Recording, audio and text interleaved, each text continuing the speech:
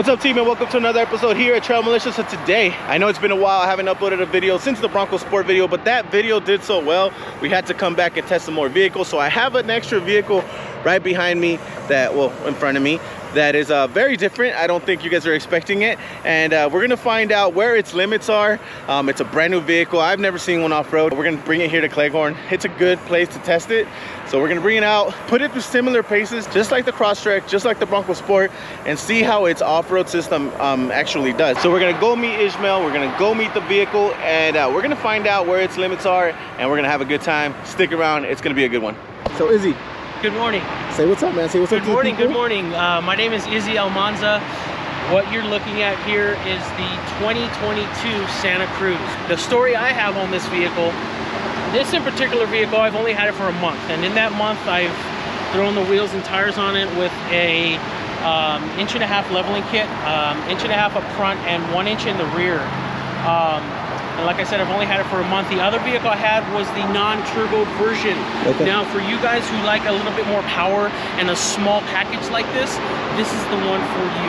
So a 2.5 versus a what? It is actually a 2.5 naturally aspirated. So it's the same motor, just this one's turboed? Exactly. Gotcha. Now, the horsepower difference is 100. Of course, it's yeah, huge when you're getting on the freeway and things of that nature. So for the people that might own a Hyundai Santa Cruz, who makes the lift kit for this? This in particular kit, it's the leveling kit. It's made by Trucks, and that's TRUXXX. Okay. Trucks. Yes, sir. Okay.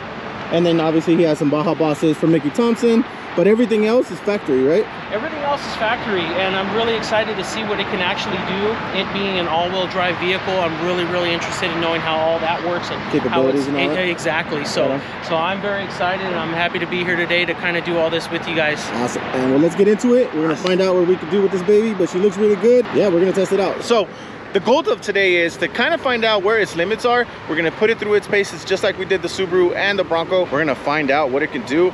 We're gonna see, obviously it's just a lift kit. He's full independent suspension up front and in the rear, but it does have its own off-road system. So we're gonna find out what it does. Let's get right into it. We're gonna hit a couple sections right here at the beginning of the Cleghorn.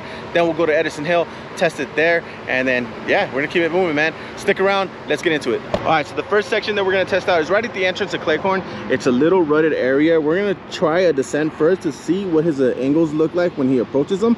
And then after that, we'll have him go back around, climb the little hill on the side, and then we'll go up to Edison Hill. So this first section right here, leveling kit did lift them up about the same height as the Bronco and the Crosstrek. So we're gonna see how much he rubs. Remember, that's the only thing that has been done, 1.5 inch leveling kit.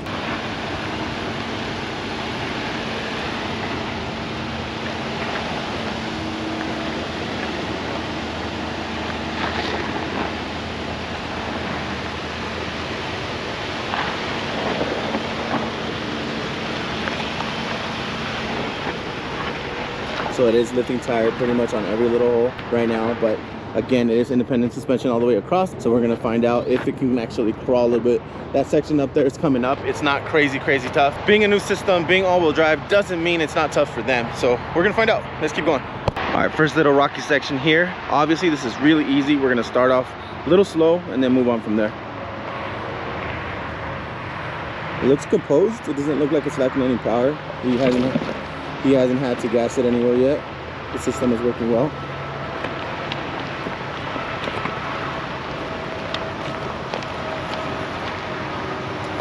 All right, first little rutted area. Let's see if the Santa Cruz can pull this off. Here comes the first rut.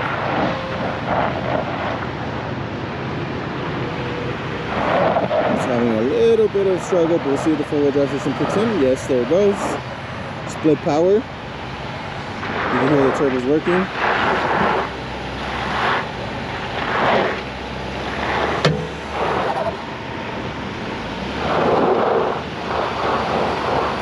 There it goes.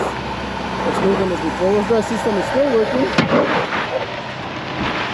All right, so that first section, it did definitely have to work. The system is not as good just yet as some of the Subaru's capabilities and the Broncos yet. Let's go check it out.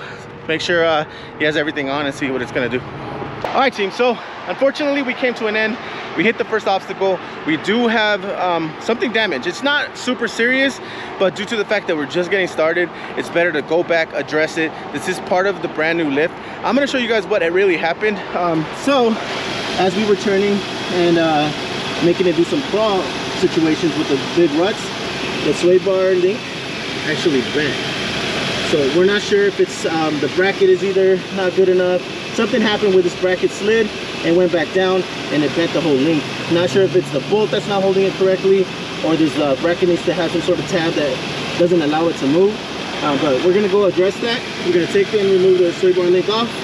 And then we'll come back and refilm this. So unfortunately, this is where the episode's gonna end for us. We will bring it back once we address the issue. Obviously, as being one of the first to market and actually first time wheeling it, I haven't really seen anybody put it, even through just that small test. We haven't seen anything online. The Santa Cruz definitely still needs some work out here. We'll bring it back out. Did start hearing clicking, so we just stopped. And that's part of the whole situation here, is bringing the car out, finding out where its limits, and if something does kind of give out, make it better, and then bring it back out and really test it. So this saves you guys from the headaches. If you decide to go somewhere, now you know that that is a weak point. There's a possibility it might bend on you, because what we did today wasn't really heavy. He's not loaded. There's no weight in there either. Having it bend under like a real simple rutted area shouldn't really happen, honestly.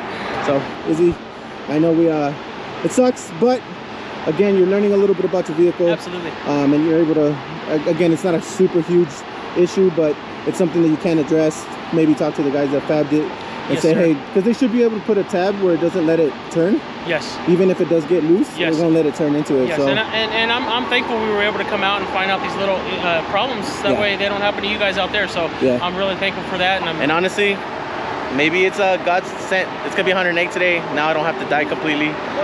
Again, he will bring it back out. He's gonna address the issues, and then we'll come back out and we'll actually test it.